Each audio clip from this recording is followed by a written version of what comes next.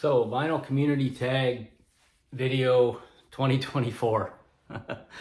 So there's 20 questions here, a variety of questions, some pretty funny little cool fun questions, and I wanted to participate because I like watching all these videos from people, and I'm part of it now. I've been doing videos and yeah, having a blast with it. So I took up the challenge here, and it's fun because you just get to throw out some cool answers and show some stuff based on some fun questions from the fella that started this. I think he's from Manchester, and that's kind of cool too. So, and yeah, Rob Walker, I guess is his name. That's cool, and thanks for doing that. And yeah, so hopefully some fellow vinyl people will see my video. That's kind of cool. I've been watching them and with my favorites, but also noticing some different guys and different people doing some fun answers to this. So yeah, run through it here. So question one is fave record bought in 2023. Now I didn't pick out a new release that I added in 2023 because I just recently did my top choices for new records of 2023 new releases. So instead I looked at it like my favorite record I added, and I added a lot of records this past year. I really got into it hard, and but one of the favorite ones that I did add is this Black Crowes record, and the reason I'm showing it is I had no Black Crowes, and it's really a nice package, great heavy stock records, and I saw it at a little shop in Peterborough, Ontario, small little shop called Blue Streak Records, and then me being me, I didn't bite right away and circled back to the shop a couple of times because I was getting some stuff done to my receiver up in that area, and finally pulled the trigger on this. I'm really happy to have it. It's a really cool record. So Black Crowes, the Southern Harmony. That's my probably one of, I've added a bunch this year and I like them all, but this is one of my favorites that I did add. Okay, last record bought in 2023. So I received a cool gift certificate for Christmas time from Kara's parents, which was really sweet of them because they, yeah, and it was for Sonic Boom Records in Toronto, and I knew, bang, what I'm going to spend that on. So I cashed that in right away, and I got the new re-release of the Master Plan on this cool record here. It's a very, very cool record. Oasis is one of my favorite bands, so I was very happy to receive that gift card and be able to pull the trigger on this one. Okay, band or singer released 2 or more albums in the same year. Well, Rush, Fly By Night, Caress of Steel, way back when, 1975. But I think of those songs based on this record here, which I've had, as you can tell, in my collection, me and my brother, for a long, long time. So that's my choice there. Music from one decade. If you can pick music from one decade. I've said this before in a previous video. The 80s were an important decade for music for me. It kind of branched me off from the hard rock stuff when I was a kid and the early metal. And I still like it to this day, and I like the songs. And one of my favorite bands that were popular with that type of 80s sound and music is Tears for Fears to this day. I really love this, and this is a really cool collection of theirs. So the 80s would be my answer. What do we got next?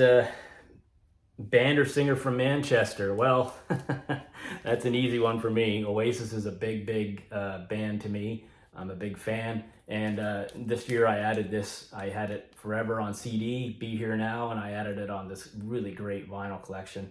So yeah, Oasis. Who did you listen to most in 2023? Well, I really spread my taste around in rock for sure, but probably the one guy that I listened to the most this year, actually in the last 2 years really, is Wolfgang Van Halen. This is his newer album that he brought out, his second album, Mammoth 2. So Wolf would be my answer to that question. Okay, this one's funny. show 7 7-inch records. Guess what? I don't have 7 7-inch records. I've never collected 7 inches on purpose. So I have 4. That's it to show. So I'll show those. This is one I've had for a long time. Rush.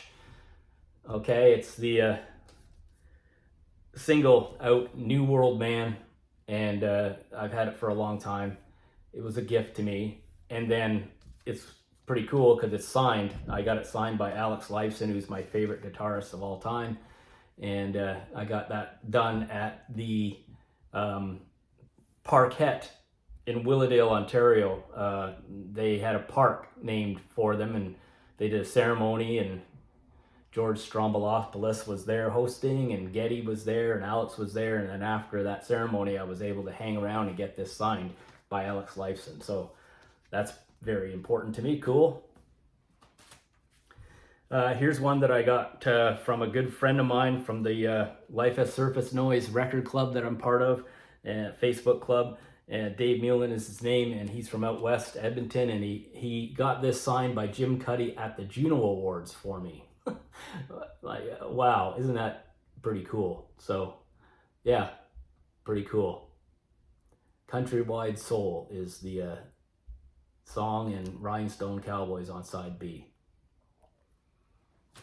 And then I have a couple of very cool Metrics, a band that I like a lot, and my son and I both like them. And my son, I guess it was, I'm not sure, it was a gift from him a couple of years ago, and he got me these 2 very cool Metric singles on these 7 inches they sound so cool. They're kind of like acoustic versions of these great songs from Metric. Love them. They sound great.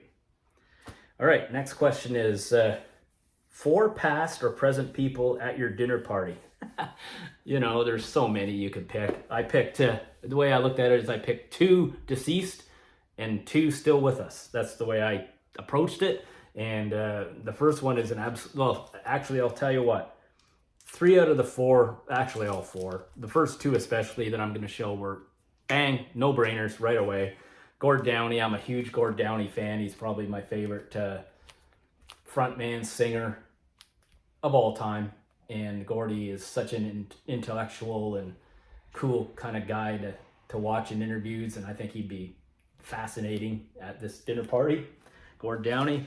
Second one is Brian Johnson. I've seen a bunch of interviews with Brian over the years, and he's just such a honest, regular, cool guy. I just think he's a fun, nice man to be watching and be a nice guy to be around.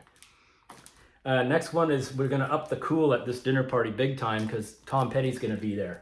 And I just think Tom is such a laid back, kind of cool customer. I've seen a bunch of interviews and speeches from him, and not too many cooler than this. And then the last one would be, I've already mentioned him, my favorite guitarist of really all time, and it's Alex Lifeson. And I think that, you know, the reason I would pick Alex is I like his attitude. He's got a quirky, kind of funny demeanor. He has a lot of fun. He jokes around a little bit. So Alex would be a refreshing guy to have at the table. All right, what's next here? We got one musician we lost this year. Actually, it's fairly recently. Yeah, too bad. Miles Goodwin from April Wine, and a really great Canadian band. And I really was am a fan of April Wine. That's Miles in the center with the Montreal Canadiens shirt on. Miles Goodwin, it's too bad, in his mid-70s. Music from only one country. Well, that was an easy one for me. I'm from just outside Toronto, Canada, and I think Canada has just so many great rock bands over the years. And of course, my 2 favorite bands of all time are the Tragically Hip and Rush, both Canadian. So yeah, there's so many to choose from to show. Lots of great Canadian stuff over the years, lots of great Canadian classic rock stuff, lots of, 90s rock stuff, some cool stuff. Here's one to show. The reason is Saga. It's a pretty cool Canadian band, And going to see Saga less than a month from now with Kara. That's going to be cool at a small little venue right here close to home. So that'll be really, really neat.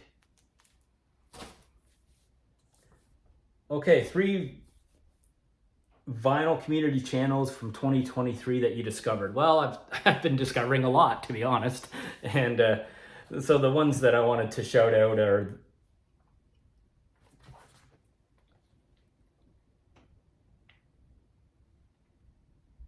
Lost Mixtapes. I like that. Craig Danger does a channel. He calls himself the Vinyl Record Player. I like his fun attitude. The Dark Stuff. The Long Cut. But there's a whole bunch that I've been getting into and discovering. So yeah, that's kind of a lot of fun. Everyone brings a different approach. That's what I really love about it. Different tastes in music.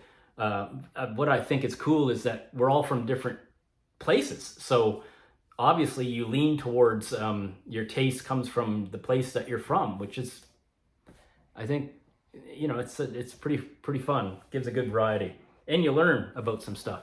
All right, record you bought as a teenager. Well, I bought a whole bunch as a teenager, and you know, was pretty much a certain brand of music I was into then. But this one stands out to me right away. I thought of this.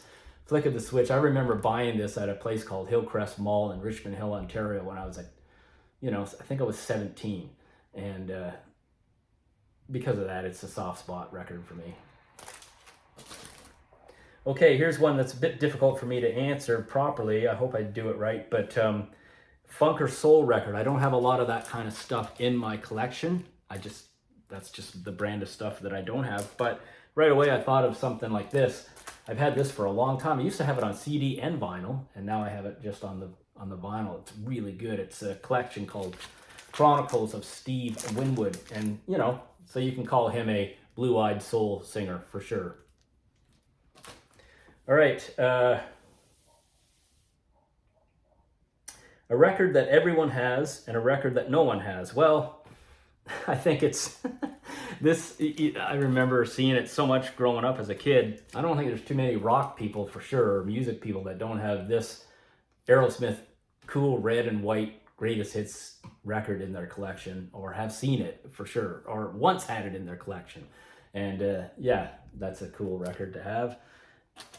And the one that I thought in my collection, I don't even remember where I got it from. Obviously a long time ago when I was a kid, but there's this heavy metal group called Virgin Steel that I've had for a long time. I don't think I've seen this record a whole lot, but there's one that sort of jumped out at me as kind of a standout in as far as being one that not everyone would have for sure. Okay, female artist from 2023. I'm a real band guy. I don't buy a lot of individual artists, single artist stuff. I do have some, but I'm more of a band person. But certainly a female fronted band that I really like a lot is Metric. So yeah, this is Formentera 2. Got this not that long ago. Really like it. And Formentera, the first one, brought out in 2022, was good, but this is also very good. So Emily Haines is the singer. Another Canadian band that I like. Okay, a record that's a 90s classic. Well, how about Achtung Baby? Doesn't get more 90s classic than this. This was a groundbreaking, amazing record. U2, I find it, I've been watching some stuff on the music stuff and how U2 are such a polarizing band. They're one of those bands that people either love them or it seems, or have a hate towards them. I think there's a little bit of jealousy about how big they got over the years, but I'm a big U2 fan, and this is a great record, and there you go, 90s classic to me. A record you like to be on the cover of. This was difficult for me. I went through it, looked at my stuff, and I'm like, I don't know what, but we're having a pretty good snowstorm here today in southern Ontario, pretty messy, and winter gets you down. You don't see a lot of sun these days here, so one that struck me is I'd like to be on the cover of this, jumping into the warm water with the sun beating down on you. This is Linkin Park, one more light. And at my age too, being able to be a boy again and running into the water. Wow, that's a fond memory, a nice memory. Okay, a record that's so familiar, it's like a greatest hits. One of my favorite records of all time, Van Halen 2. I like, all of the David Lee Roth classic Van Halen records, but this is my favorite by far and the standout. And yeah, what a great record. And lastly, an album from 1974. Well, again, another standout record, a favorite, is Supertramp, Crime of the Century. There's two Supertramp records that are classics to me, but this guy here certainly warrants that choice. So that's my video. Thanks for watching, and hope I didn't stumble around too much on some of the VC channel people. It's just I'm getting to know the names of some of the channels, and I sit after work and peruse them and look at them. Oh, I did miss one. Speaking of that, let me think here. Oh yeah, I did miss one. I did miss one. Fave video on my channel, and the fave video, I'm glad I mentioned that. Fave video that you watched. Well, the fave video on my channel, I mentioned them already. I did a 50 greatest Van Halen songs as chosen by Classic Rock Magazine. I had a blast doing that because I love Van Halen. That was a lot of fun. So yeah, and the favorite video watched, well, I watch a lot of them, but there's two people that have channels that I really, really go to all the time. One is Norman Maslov, and he does a lot of cool ones, but I like his episode that was Goodbye Records. I thought it was very thoughtful and cool. And Noble Records, Dylan from Noble Records down in Carolina, I like watching his channel. And I really liked watching the one where he did the room tour. What I like about Dylan, he doesn't just show off in his room. The guy gets like so excited about it, which I love, and he likes his gear, and you can just feel it. So there you go. So that's my answers to all these questions, and I hope you have a great day. And the next video I'm gonna do is going to be a special one. It'll probably be next weekend because of work and stuff. But I'm gonna have another interview video with my buddy, a record buddy from out west, Western Canada, Dave, and he's a really huge, big time Neil Young fan, and he's going to teach me, and he's gonna show me. He's got some deep Neil Young catalog stuff to show. That'll be really cool. So like and subscribe if you don't mind, and yeah, I'll see you guys again. Take care. Bye.